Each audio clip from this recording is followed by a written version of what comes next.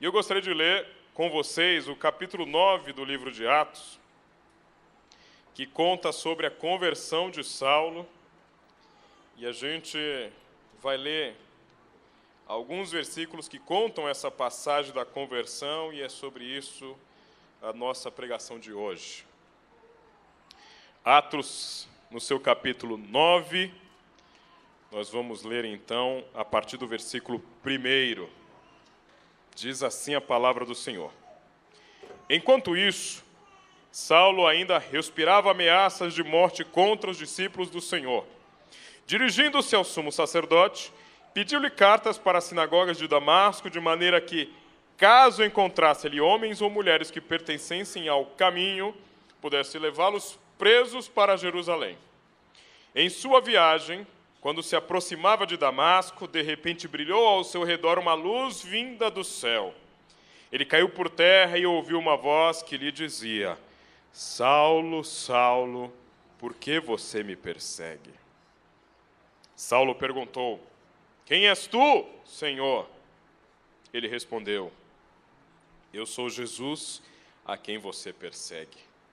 Levante-se, entre na cidade, alguém lhe dirá o que você deve fazer. Os homens que viajavam com Saulo pararam emudecidos, ouviam a voz, mas não viam ninguém.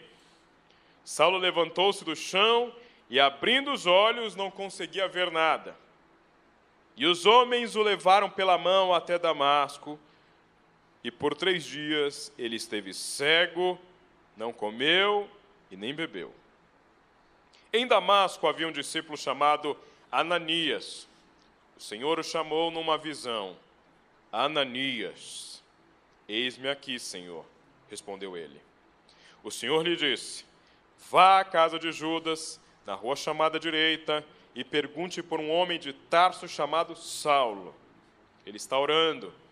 Numa visão viu um homem chamado Ananias chegar e impor-lhe as mãos para que voltasse a ver. Respondeu Ananias: Senhor, tenho ouvido muita coisa a respeito deste homem e de todo o mal que ele tem feito aos teus santos em Jerusalém.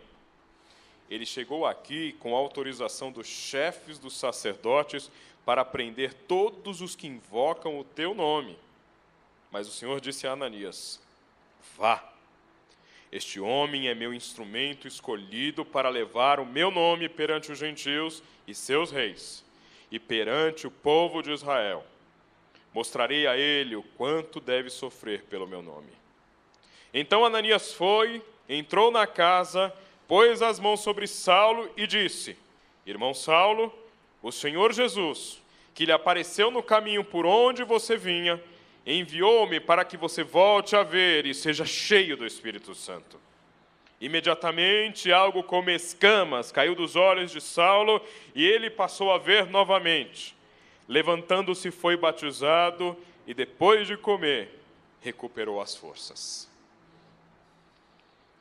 Podendo seguir para o nosso próximo slide. Quando falo sobre essas 2 cegueiras de Saulo, a primeira cegueira eu chamaria de auto-engano. E aí eu até trouxe, é uma obra que eu indico a vocês. Quem já leu sabe da qualidade desse escritor, Eduardo Gianetti. Tem uma história academicamente bastante sólida. E esse livro, Auto-engano, me ajudou bastante a refletir sobre essa pregação. Eu, quando comecei a pensar em encontros com Jesus, comecei a pensar sobre Paulo.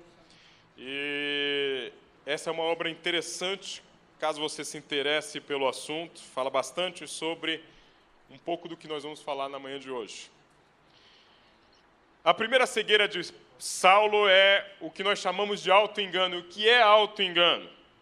E aí eu coloco ali Dom Quixote de La Mancha. Dom Quixote de La Mancha é uma história muito bacana também. Quem não leu esse livro vale a pena ler. Certa vez a Academia de Letras de Nova York se reuniu e decidiu que este é o maior livro e o melhor livro de romance da história da humanidade. Dom Quixote de La Mancha, escrito por Miguel de Cervantes no século XVIII. Esse livro é conhecido por alguns como uma das grandes obras da humanidade e é uma história bastante interessante. É um cara que resolve sentar no seu cavalo rocinante, coloca a sua armadura e junto com Sancho Panza, que é o seu fiel escudeiro, sai caminhando pela Espanha, lutando contra moinhos de vento, acreditando que eram gigantes, a busca da sua bela Dulcinea del Toboso, que era a mulher mais linda que ele conhecia, e que ele buscaria essa princesa para casar-se com ela. E ele, então, vai criando uma série de ilusões de que ele é este grande cavaleiro que vai à busca de aventuras e de libertar pessoas. E a história, são vários contos que vão demonstrando que nada passa de ilusão da mente de Dom Quixote. Sancho Panza é aquela parte da razão que percebe que o seu senhor é meio maluco, meio louco, mas vai caminhando junto dele, tentando corrigir as coisas que acontecem, até que no final Dom Quixote volta para casa, depois de suas várias aventuras, e aí ele se deita e percebe que ele vivia uma ilusão. Só que ao perceber que vivia uma ilusão, eu vou contar o final do livro, ele morre, porque percebe que não poderia viver sem ilusões. Tem uma outra historinha que conta nesse livro também, que é uma epístola de Horácio, e aí eu vou dizer para vocês o que tem isso a ver uma coisa com a outra. Horácio escreveu uma história de um homem que era um homem trabalhador, digno, pai de família, tinha os seus deveres e suas obrigações em dia, mas esse homem tinha um hábito. Todos os dias ele ia ao teatro público vazio e ouvia espetáculos que vinham somente na cabeça dele.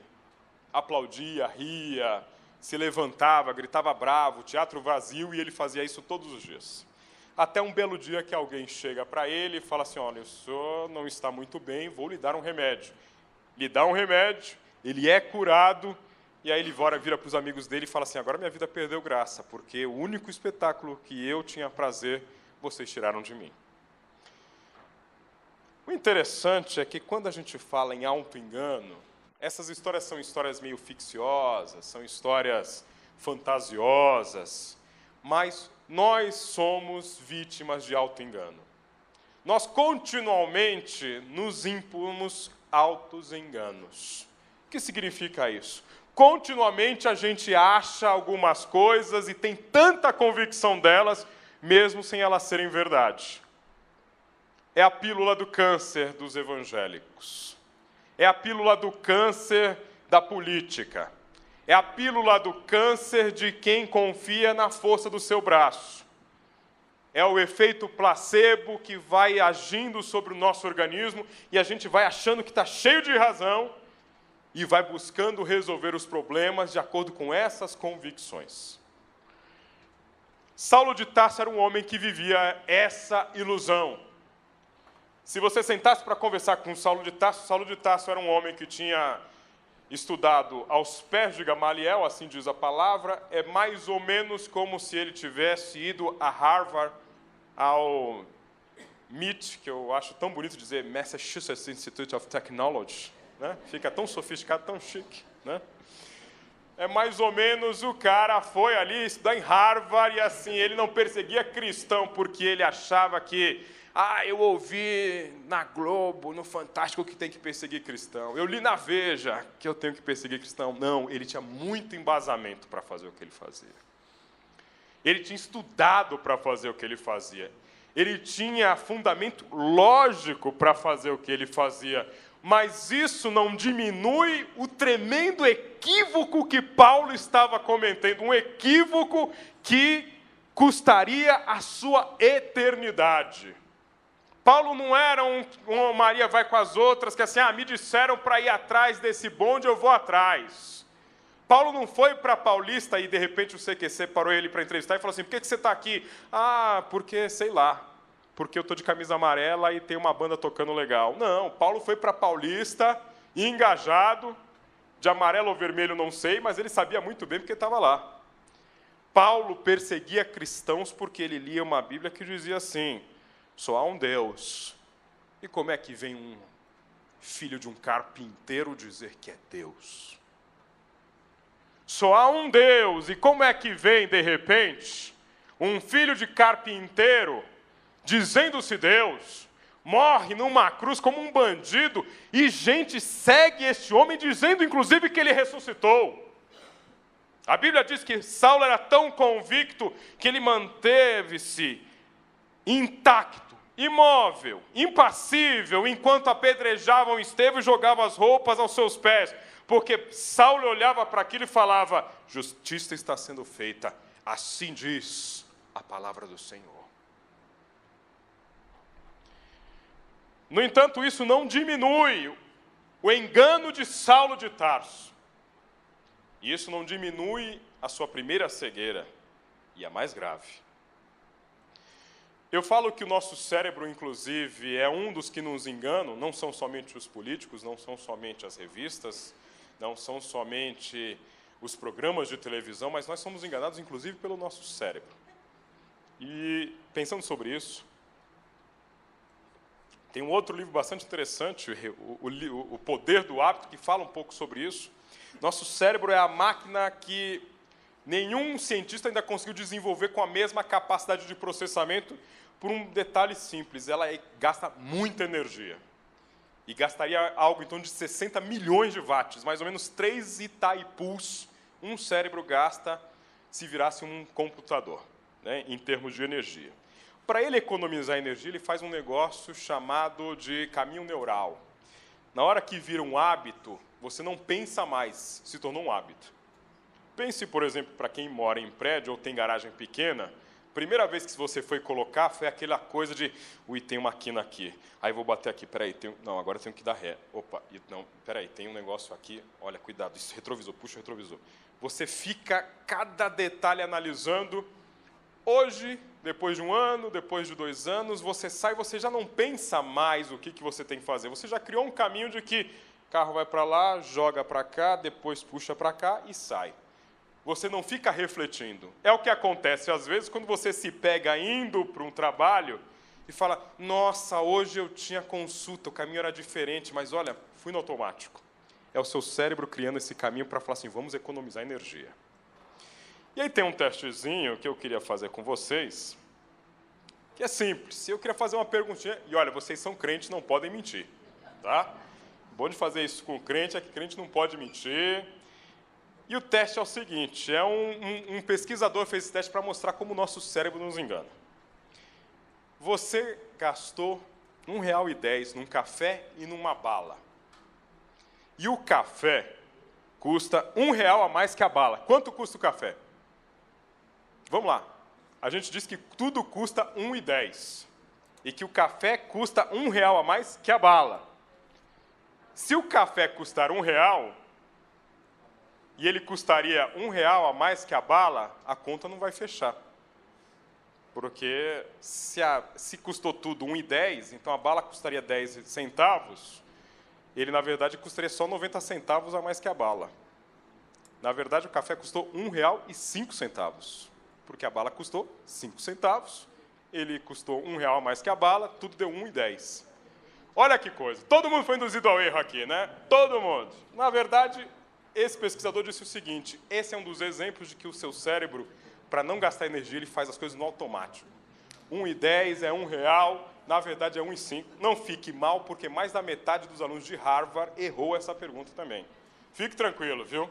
Essa é uma demonstração de que o teu cérebro vai usando as coisas no automático, porque ele precisa economizar energia. Isso faz com que a gente seja conduzido cada vez mais ao auto-engano. E o que é o auto-engano para o crente? É achar que está certo quando está errado, porque não parou para pensar de acordo com a palavra de Deus. É quando você entra num automático tão grande que não tem mais oração, não tem mais meditação da palavra, e a gente vai fazendo as coisas achando que está certo. Mas o pior tipo de erro é daquele que acha que está certo, mas está errado. A quase mentira é a pior mentira de todas, porque ela nos aproxima da verdade, nos dá um vislumbre da verdade, mas ela não é a verdade.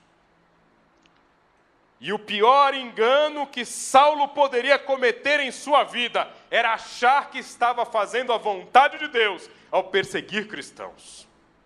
O pior engano que uma igreja pode cometer é quando se envolve, como algumas têm se envolvido, em falcatruas, porque precisa de dinheiro para fazer programa de televisão. Jesus não precisava de programa de televisão para transformar o mundo, e ninguém precisa disso, se tiver que vender a sua alma para o diabo. Ah, mas a gente tem que negociar alguns valores aqui, então a gente tem que abrir mão. Não abra mão da primeira negociação, porque um abismo só vai chamar outro abismo.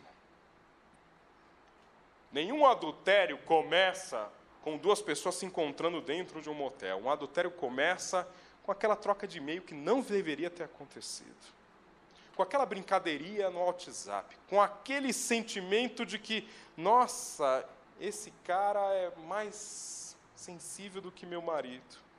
Essa moça, poxa, ela entende minha falta de tempo no trabalho. O auto-engano vai construindo esse raciocínio lógico para embasar todos os nossos erros. É o cara que chega e fala assim, eu sonego no imposto de renda porque vou dar dinheiro para ladrão. Não vou dar dinheiro para ladrão não, meu. Faz sentido? Eu tenho amigos meus que às vezes vêm com esse discurso de que assim, vou comprar CD caro, músico rico, ainda está aí recebendo dinheiro da Lei Rouanet e tal, agora é a Lei Rouanet, né? Caiu na boca de todo mundo, coitado do Rouanet, né? Por isso que é ruim você ter um nome de lei, né? Porque um dia ela pode se tornar um significado ruim. Mas é aquele cara, vou comprar CD original, meu, o cara já é rico, Zezé de Camargo e Luciano, Sorocaba, Sorocaba é rico. Eu dou esses exemplos porque eu sei que ninguém ouve Zezé de Camargo e Luciano em Sorocaba aqui na igreja, né? Então eu dou esses exemplos assim para não falar de coisas que são mais comuns a nós. Mas o cara vai construindo essa base lógica, racional, e de repente assim, louco é você que não faz isso. Louco é você que é diferente. E Saulo nada mais era do que um homem digno, cheio de boas intenções, com uma argumentação lógica muito bem construída, só que tudo isso era construído sobre uma base de areia, porque ele estava construindo essa base lógica sobre um engano. Infelizmente, e aí vamos seguir para o próximo slide, a cura para essa mentira que Saulo vivia é um encontro brutal com a verdade. E aí o encontro se torna violento. E é impossível não lembrar de Natã e Davi. Davi e o profeta Natã. Davi, para quem não se lembra da história, homem segundo o coração de Deus. Não estamos falando de qualquer currículo. Homem segundo o coração de Deus, homem que se tornou rei de Israel, escolhido e ungido por Deus. Homem que compôs a maior parte dos salmos. Homem que tinha intimidade com Deus. De repente está lá na varanda gourmet dele, abre a varanda, olha para baixo, tem uma mulher belíssima se banhando, Batseba. Ele fala, poxa, quero aquela mulher. E aí, quando ele fala que quer aquela mulher, ele é o rei. Quando ele quer, o desejo dele é uma ordem. E aí, trazem Batseba, ele se deita com Batseba, e até aí tudo bem. O marido dela está na guerra, está trabalhando, deixa o marido dela lá, cada um na sua. Relacionamento sem compromisso. O problema é que Batseba engravida. Batseba engravida, e aí Davi fala, puxa, tenho que chamar esse cara para ele voltar para casa, para ele pelo menos dormir com a mulher dele e achar que o filho é dele. Né? Chama Urias volta e fala assim, não vou sair aqui do palácio porque meus soldados estão aqui. Eu não vou abandonar o posto com os meus soldados no meio da guerra. Urias mais digno que Davi. Aí Davi fala, peguei um cara que além de tudo... E aí ele chega para o seu comandante e fala, manda Urias lá para campo de guerra. É mais ou menos como se tivesse assim, olha, o Caio vai fazer missões na comuna, o Gabriel vai para o Iraque. Pode ser assim, viu, Gabriel? Se prepare, né? Aí manda lá o nosso amigo Urias para frente de batalha, não deu outra, morreu.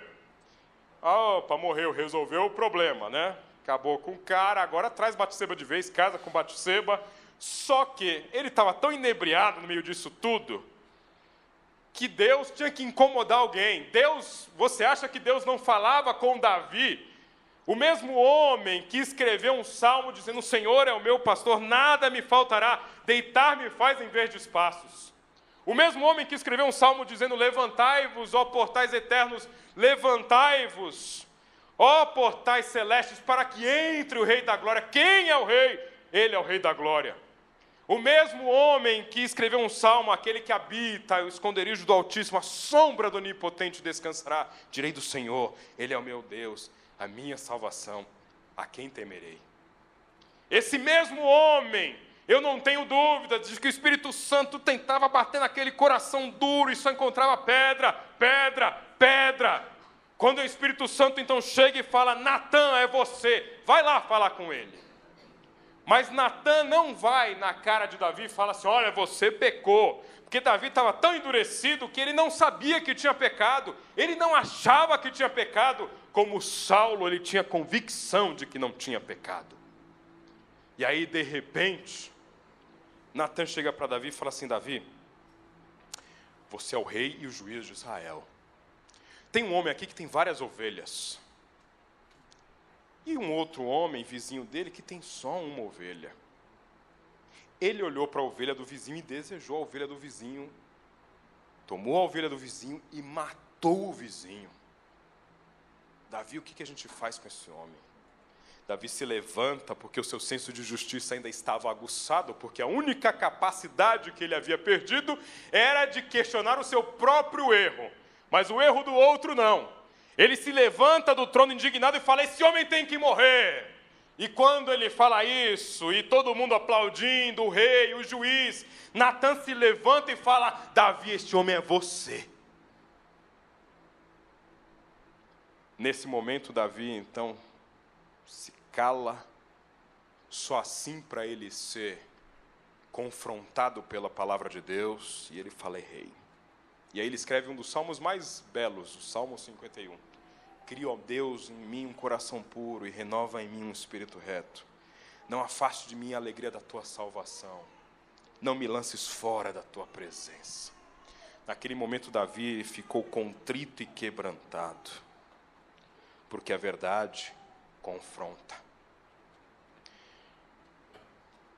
Quando a gente fala sobre desejo, e desejo é uma coisa muito perigosa, Demócrito dizia que desejar violentamente uma coisa é tornar-se cego para as demais. E tem gente que às vezes fica cego. E tem igrejas que estimulam pessoas a ficarem cegas, porque elas desejam tanto uma coisa, que todo o resto perde o sentido. Eu quero ficar rico, quero ficar rico, quero ficar rico, que se exploda o resto, eu quero ficar rico. Deus vai me tornar próspero. Eu sou filho do rei, eu sou cabeça, não sou cauda, aqui se exploda. E aí, no dia que esse cara tem uma oportunidade de, com algum jeitinho, ganhar uma bolada, ele entra na bolada porque ele quer ficar rico e é a bênção de Deus que está sobre a vida dele. Ele não está se importando que ele virou um trator e passou por cima de pessoas, de leis, que ele passou por cima de valores. Ele não ouviu o mestre dizendo que vale ao homem ganhar o mundo inteiro se perder a sua alma. Porque ele está cego pelo desejo. E a cura para essa cegueira é o encontro com a verdade. Saulo estava tão cego que ele estava indo para Damasco naquela coisa assim: vamos fazer justiça. Vamos fazer justiça. E esse é o perigo de alguém que está sendo levado pelo auto-engano. De repente, ele se encontra com a verdade para curar Saulo dessa sede de justiça. Não, vamos lá, vamos acabar com a corrupção. Vamos acabar com essa coisa que está destruindo o país. Vamos lá pegar esses cristãos que estão seguindo um farsante, um mentiroso, um homem que não vale nada e só foi morto como um ladrão. Ele estava tão sedento e tão faminto por justiça, que para sair desse auto-engano, só o encontro com a verdade, brutal, violento, que faz ele cair e olhar para o céu e falar: quem é? E aí Jesus dizendo: Saulo, sou eu, Jesus, a quem você persegue. O auto-engano nos deixa tão cegos que, se não tivermos um encontro violento com a verdade, nós não conseguimos nos curar, porque nós vamos construindo razões para sermos assim. É o cara que olha para trás e fala, como que eu cheguei até esse mar de lama? Como é que eu consegui destruir a minha família? Como é que eu consegui me afastar tanto de Deus? A questão é que a verdade nada tem de cômodo. É muito mais cômodo nós vivermos nas nossas mentiras. Tem uma frase de Nietzsche, apesar de ele ser bastante anticristão, mas ele falava muitas coisas interessantes. Quanto de verdade suporta e quanto de verdade ousa um espírito? Cada conquista, cada passo adiante no saber advém da coragem, da dureza contra si, do asseio em relação a si mesmo. Buscar a verdade é um ato de asseio em relação a si mesmo, de coragem. De coragem para saber que, na busca dessa verdade, eu vou descobrir algumas coisas que eu não gosto de mim mesmo. O autoconhecimento é isso. É você, de repente, perceber assim, nossa, como eu sou bruto com minha esposa, que vergonha.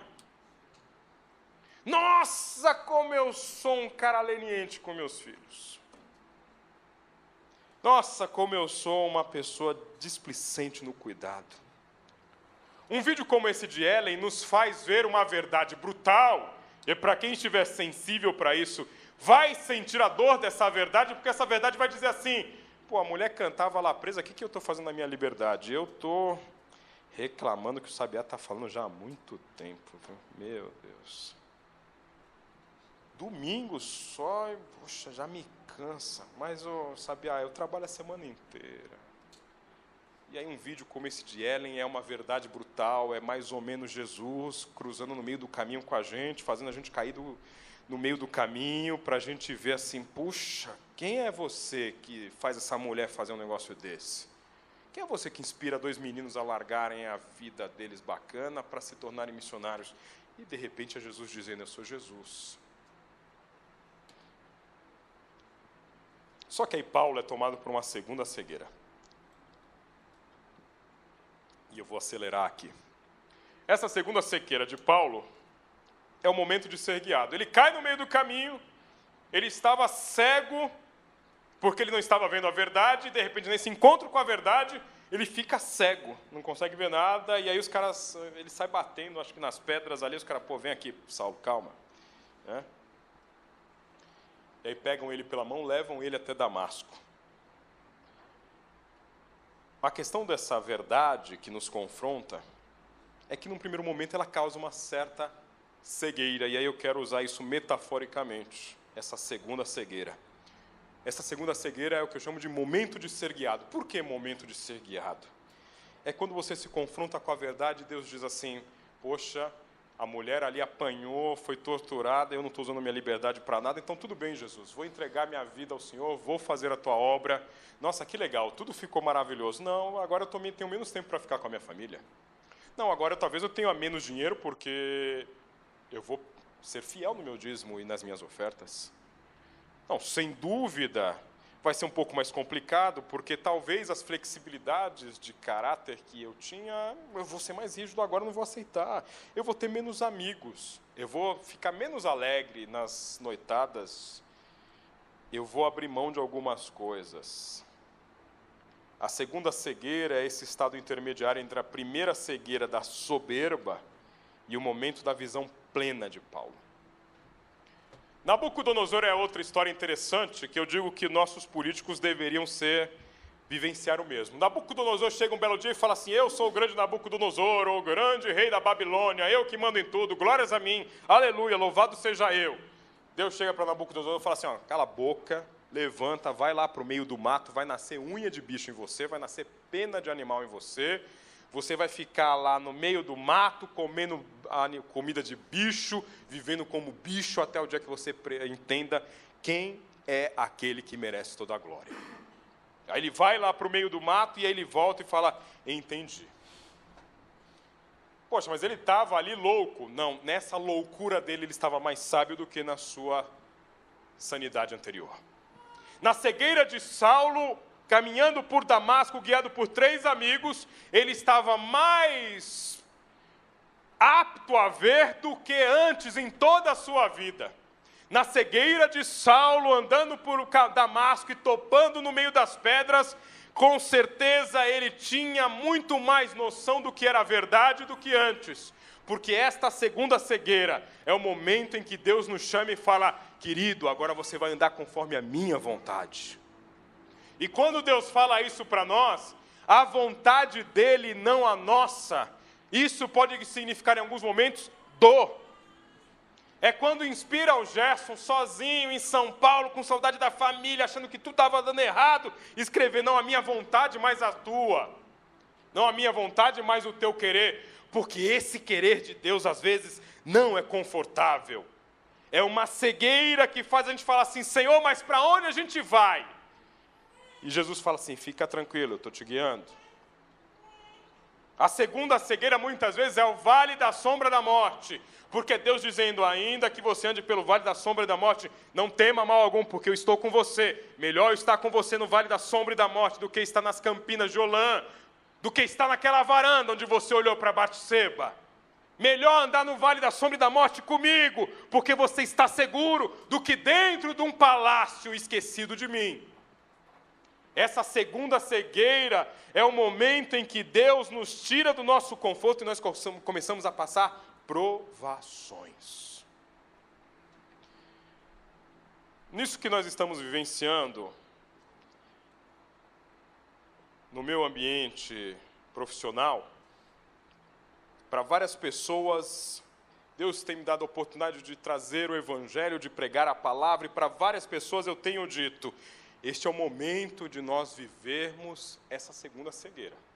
Esse é o momento de nós vivermos aquele interregno entre o capítulo 3 e 38 de Jó. Quando Jó começa a perguntar assim: mas por que comigo? Mas por que aconteceu isso? Eu era tão bom, eu merecia tudo, o Senhor me elogiava. E Deus quieto, Deus quieto, Deus quieto, Deus quieto. E Deus em silêncio. E talvez quantos de nós questionem a Deus: mas por quê? Por quê? Por que essa crise? Por que esse problema? Por que esse sofrimento? Por que essa saúde desse jeito? Por que o casamento desse jeito? Por que a família assim? Por que minha vida profissional assado? Por que meus relacionamentos estão assim? E Deus não fala nada. E Deus em silêncio. É Deus deixando Paulo 3 dias e falando para Paulo: fica aí cego 3 dias, depois a gente conversa. A Bíblia diz que Paulo começou a orar. 3 dias Deus deixa ele lá orando. Nabucodonosor está lá no meio do mato como bicho, Deus deixa ele lá. Jó está lá questionando, e Deus está falando: ah, fica aí, vai falando, vai falando.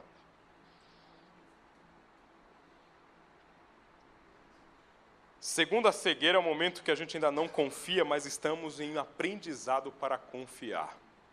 Segunda cegueira, imagina, Saulo, que nunca tinha sido cego, de repente está cego e alguém está guiando ele. Ele fala assim: pô, peraí, estou batendo o pé na pedra. Eu estou de sandália, não tem Nike ainda. Deus já me revelou que vai ter Nike lá daqui a 2000 anos, mas ainda não tem, peraí. E os caras caminhando com ele, imagina aquela estrada de Damasco, não era asfaltada, um caminho horrível, cheio de pedregulho, cheio de buraco, e tem gente guiando ele, e ele fala: para onde estão me levando? O que está acontecendo comigo? Em alguns momentos talvez você se sinta assim: o que está acontecendo com a minha vida? Para onde vai esse país? Para o mundo que eu quero descer. Confusão, ninguém mais sabe qual que é o sexo das pessoas, qual que é a ideologia política, ninguém mais sabe quem vai ser o presidente, entrou um, sai ele, volta outra, não volta, que confusão é essa? Todo mundo na dúvida, todo mundo perdido. Eu ainda não confio que eu estou sendo guiado. Não me venha dizer que eu estou sendo guiado por alguém, mas você está aprendendo a ser guiado. E talvez a grande lição que Deus queira te ensinar neste momento de luta é de que você precisa aprender a ser guiado. Você precisa aprender a dar a mão e dizer: Senhor, eu confio que o Senhor vai me guiar pelo vale da sombra e da morte. E que não temerei mal algum, porque Tu estás comigo. A Tua vara, Teu cajado me consolam. Tu vais preparar uma mesa perante mim na presença dos meus inimigos. O Senhor vai ungir a minha cabeça com óleo. Tem gente que está passando por esse momento de segunda cegueira, perdido, sem saber, Senhor, para onde a gente vai. E Deus não está respondendo nada, mas tenha certeza, meu querido, Ele nunca esteve tão perto como agora. Ele nunca esteve tão perto como agora. Porque agora você não tem mais as suas defesas de auto-engano para dizer, não, nós vamos sair dessa crise porque eu tenho competência. Minhas máquinas são as mais desenvolvidas e as melhores e mais eficientes do mundo. Nós temos um contrato de produtividade com uma consultoria. A McKinsey desenhou o nosso planejamento estratégico. A Ernst Young está auditando nossos números. Nós não temos problemas. Agora você não tem mais parecer de auditoria independente, não tem mais crédito de banco, não tem mais amigos, não tem mais familiares, não tem mais gente que te sorri. Tem gente se escondendo de você, te achando um leproso, mas é nessa hora, na segunda cegueira, que Deus está te ensinando, segura na minha mão, vai. Porque depois dessa segunda cegueira, é que a gente vai para o momento da cura da segunda cegueira. E aí pode seguir. A cura da segunda cegueira, que é o momento de ser cheio do Espírito Santo. Eu digo que é quando a loucura mais sábia que toda a sabedoria humana toma conta de nós. É quando você deixa de viver nesse auto-engano que acha que tem lógica, que acha que faz sentido, que acha que o teu raciocínio é super competente e começa a viver uma loucura de falar assim, olha, eu estou vendo uma pequena nuvem no tamanho de uma mão de homem, vem tempestade aí. Mas, meu amigo, não chove há anos, vem tempestade, corre, pega o guarda-chuva, coloca a capa, tira a roupa do varal. Vai chover e vai chover forte. É quando a gente olha para um curral vazio, como lá em Abacuque, e ele fala assim, olha, ainda que eu olhe lá, não tem fruto na oliveira. A videira está seca, não tem vaca no curral, não tem boi. Mas eu estou exultando, eu nunca tive tão alegre. Eu olho para isso e eu falo, Senhor, muito obrigado, porque não tem vaca, não tem fruto, não tem nada, mas eu confio, porque eu estou tomado por essa loucura mais sábia do que toda a sabedoria humana. É Pedro passando pela frente da porta de um grupo de gente que seguia um homem crucificado e de repente ele vira para um mendigo e fala assim, não tenho ouro nem prata, mas o que eu tenho te dou, levanta e anda. Isso é loucura, meu amigo. Como é que você vai dizer para um aleijado levantar e andar? Só pode fazer isso quem foi curado dessa segunda cegueira, quem foi curado da primeira cegueira, e quem está ali louco por essa loucura que é mais sábia do que toda a sabedoria humana. É o momento em que, como Joel diz, nós voltamos a sonhar. Joel diz lá no capítulo 2, versículo 28, depois disso derramarei do meu espírito sobre todos os povos. Os seus filhos e suas filhas profetizarão, os velhos terão sonhos, os jovens terão visões. E eu sempre digo que não é por acaso que os velhos terão sonhos, porque é aquele que está achando que o seu próximo passo é somente a morte. Para esse Deus está enchendo do Espírito e dizendo, sonhe, sonhe, sonhe ainda, porque você vai ver esse sonho se tornar realidade. É Deus pegar Paulo, mandar Ananias, e Ananias falar, poxa, mas esse cara estava matando gente ontem. Espera aí. É mais ou menos como se Deus tomasse o Obama e falasse assim, Obama, vai lá na casa do líder do Estado Islâmico, que esse cara se converteu. Obama, nosso irmão em Cristo, vai ouvir a voz de Deus, vai falar assim, não, eu vou. Mas é o seguinte, vai sozinho. Não, mas espera aí, Senhor, esse cara aqui, ele estava querendo explodir a gente. Não, vai lá, o cara se converteu, põe a mão na cabeça do cara, ora pelo cara. Ele vai ser cheio do Espírito Santo. É mais ou menos como um palestino chegar e falar assim, vai lá, em Israel, fala com o pessoal, o cara se converteu, coloca a mão na cabeça dele, passa a faixa de Gaza, pode atravessar, ninguém vai atirar em você, viu? Aí o palestino vai falar assim, pô, senhor, o senhor está brincando comigo? Não, não estou brincando, vai lá, meu querido. Vai lá na casa do nosso amigo, entra no QNC, ora por ele, ele vai estar cheio do Espírito Santo. Ananias vai, quando ele coloca, caem escamas dos olhos de Paulo e ele é cheio do Espírito Santo. Por isso que quando nós somos curados, nós somos cheios do Espírito Santo. Porque nós aprendemos a viver de acordo com a vontade de Deus. Nós aprendemos a ver o que Ele quer que nós vejamos. Infelizmente, tem gente que se torna tão auto-enganada que não sonha mais. Tem gente que se torna tão auto-enganada que não consegue mais crer. Porque fala assim, não, Senhor, milagres ficaram lá no passado. Não, essa coisa de Deus agir sobrenaturalmente, isso é coisa de pessoal ali que acredita nessas coisas. Eu não acredito, Senhor, eu acredito na palavra. A palavra está... Mas a palavra está dizendo, não, mas esse pedaço não, eu sou como Benjamin Franklin, eu cortei o pedaço que não me interessa. Mas a palavra está dizendo, não, Senhor, vamos aqui, a questão é trabalho, é ir num bom médico, ter um bom plano, se tiver algum problema procura o psicólogo, Senhor, é assim que se resolvem as coisas. E Deus está dizendo, volte a sonhar. Tem esse poema do Fernando Pessoa que diz que o homem que não sonha é besta sadia, cadáver adiado que procria. Deus quer trocar o seu auto-engano por sonhos. A sua ilusão sobre um castelo de areia por sonhos construídos pelo Espírito Santo de Deus. Deus quer trocar o seu auto-engano pela capacidade de olhar o aleijado e falar assim, levanta, anda. Mas é loucura, levanta e anda. É olhar para o morto e dizer, vem para fora. É olhar para aquele morto há 4 dias já cheirando mal, e as irmãs falando, Senhor, mas ele já cheira mal. Aquele que crê em mim, ainda que esteja morto, viverá.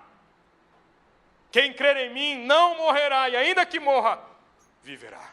E não provará a segunda morte. Troque o seu auto-engano pelos sonhos que o Espírito Santo pode te dar.